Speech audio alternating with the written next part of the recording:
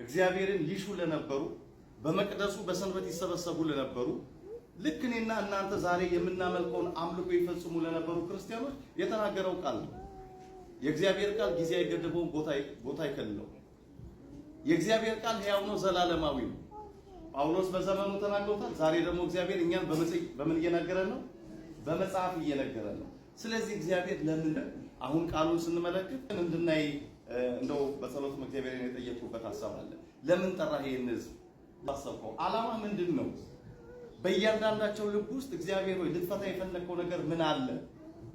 የመጀመሪያው እንደ እግዚአብሔር ሐሳብ የምንመለከተው እግዚአብሔር የጠራን ለበረከት ነው። መጽሐፍ ቅዱስ ምን ይላል መሰላችሁ?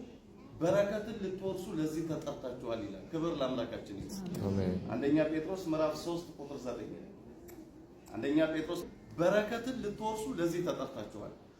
እኔ ቃሉን አገልግዬ እናንተ ተገልግላችሁ ካህኑ ቀድሶ ምእመኑ አስቀድሶ ሁላችን በእግዚአብሔር ቤተ መቅደስ ቃሉን ሰምተን ዘምረን ለእግዚአብሔር የሚገባውን የከንፈራችንን መስዋዕት ሰውተን ለአምላካችን የሚገባውን አምልኮ ተንበርክከን አምልከን ስንሄድ በረከትን ይዘን ነው የምንሄደው። ማንንም እግዚአብሔር በባዶ አይሸኝም።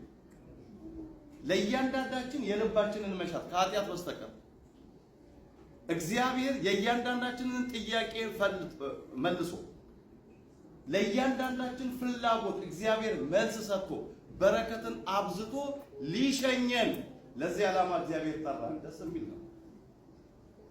አንዳንድ ጊዜ ባለስልጣን እንኳን ለቤቱ አክብሮ ሲጠራን የሚሰማን የሆነ ፕራውድ ነገር አለ። አቶ ገሌ እኮ ቤቱ ጠራኝ እንላለን። የአማልክት አምላክ ዛሬ ጠራ።